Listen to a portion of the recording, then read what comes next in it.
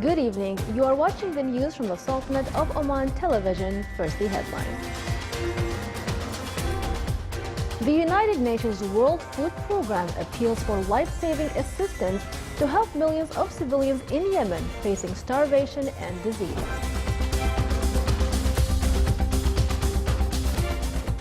The United Nations warns against forced movement of Syrian civilians and considers it a war crime. And in the French presidential elections, the far-right National Front party enters into a second round.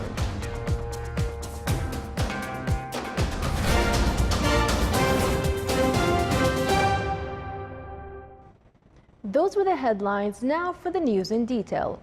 His Majesty Sultan Qaboos has sent a cable of greetings to His Excellency President John Magufuli of Tanzania on his country's National Day.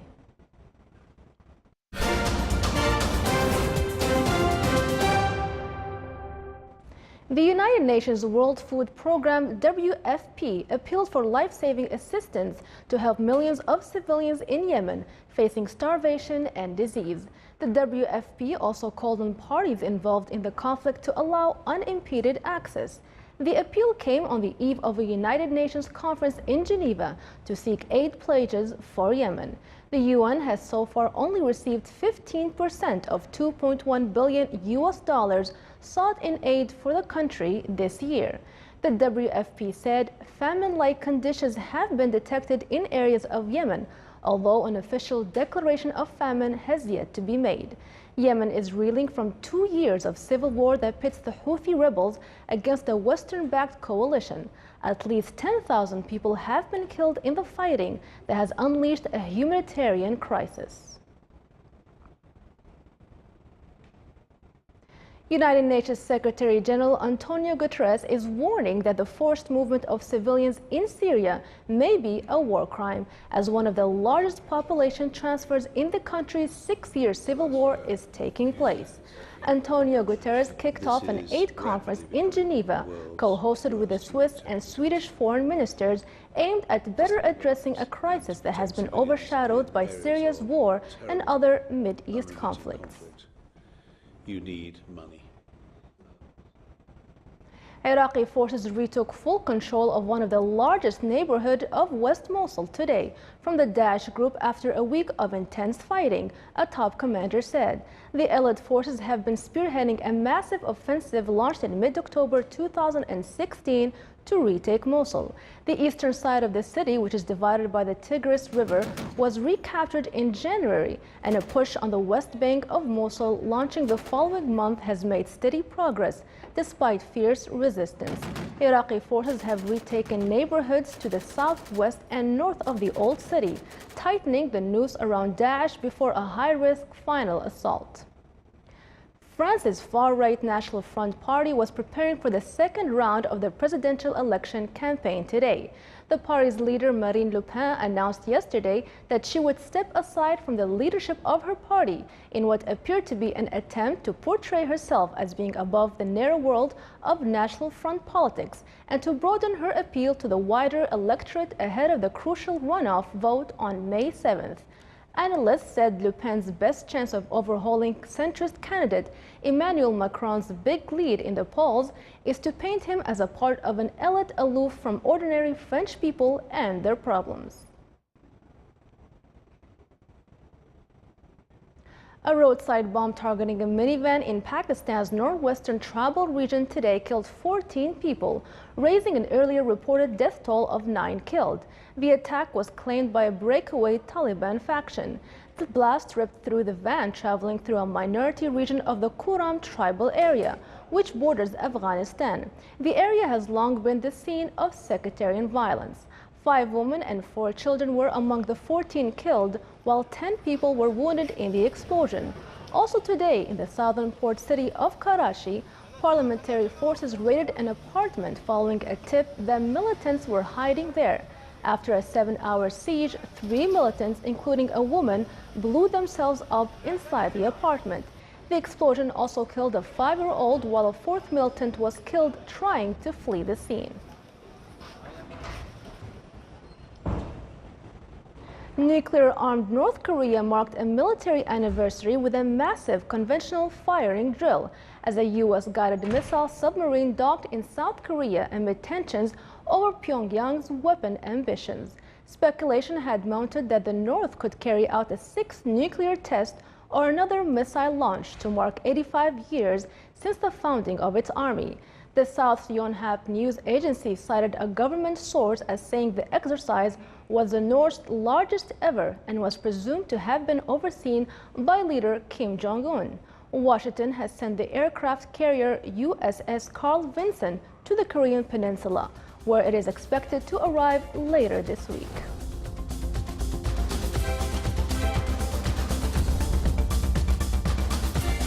Still to come in our news bulletin. More than a century-old cramped market in Mumbai, India is to be demolished and rebuilt to provide modern homes for thousands of its residents.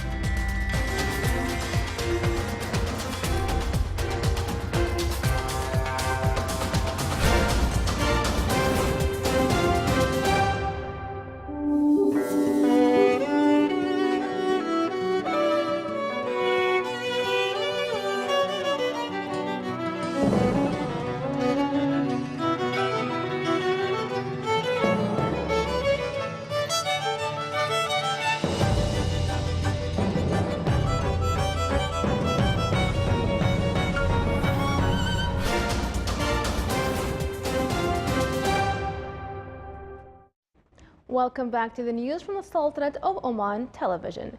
Instilling the culture of reading on students was the aim of a reading initiative by the Directorate General of Education in the Governorate of South Batna.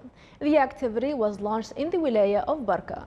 The launching ceremony stressed the need to pay more attention to encourage reading habits among students. The event shed light on some examples of students who talked about their experiences in reading in various fields and the knowledge they acquired from their reading.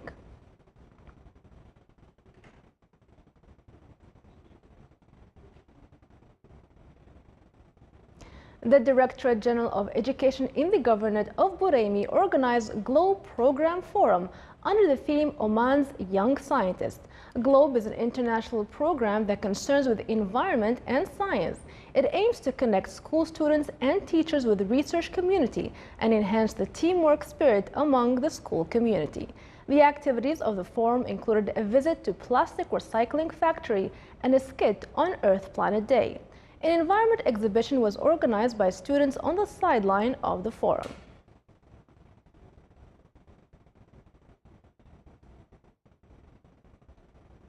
The Ministry of Agriculture and Fisheries Wealth said it will communicate with the competent authorities in the United Arab Emirates in order to reach a clear mechanism to solve the problem of banning the importation of certain agricultural products due to the presence of pesticide residues at rates exceeding the limits allowed internationally.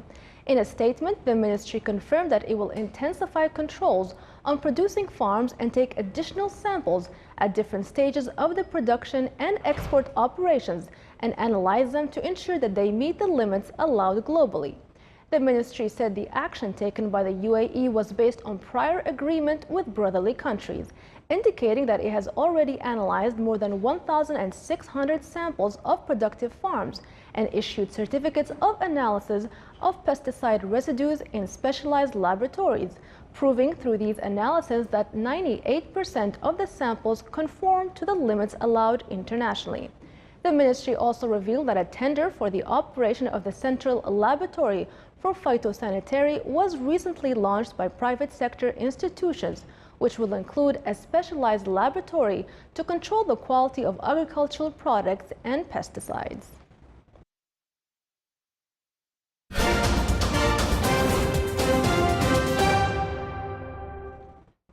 A tenant is vacating her family's cramped home for 80 years, one of the thousands receiving modern apartments through a project that hopes to transform Mumbai's historic Bandi Bazaar from a dilapidated ghetto into a slick Singapore-like enclave.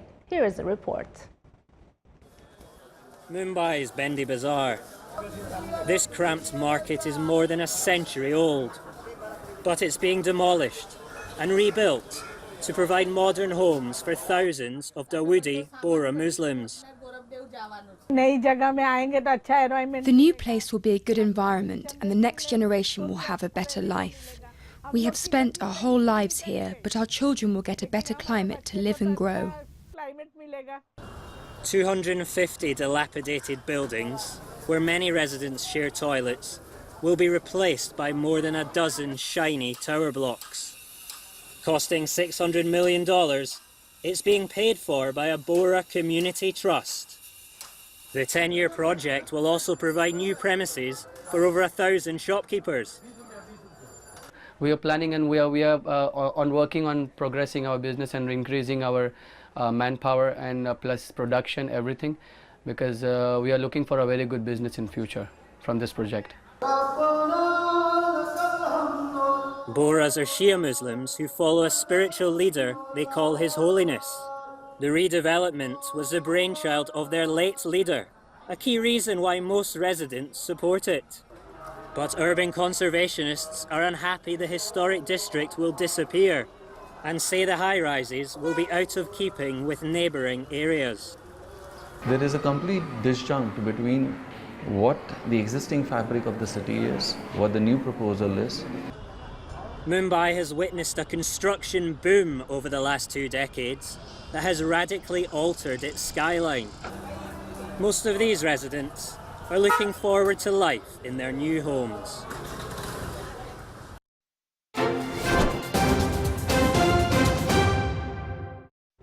Now for the general weather forecast around the Sultanate. Clear skies will prevail over the Sultanate with chances of cloud accumulation on the Hajar Mountains. Low clouds and fog expected over the governorates of South Sharqiya and Wusta. Winds will be westerly to northwesterly light to moderate. Seas will be slight with a maximum wave height of 1.25 meters.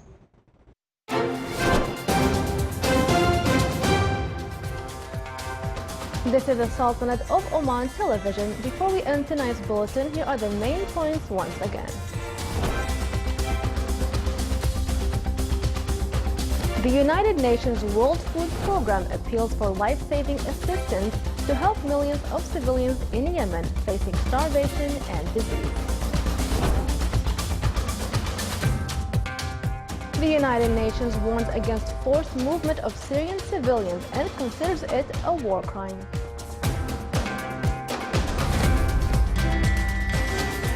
And in the French presidential elections, the far-right National Front Party enters into a second round.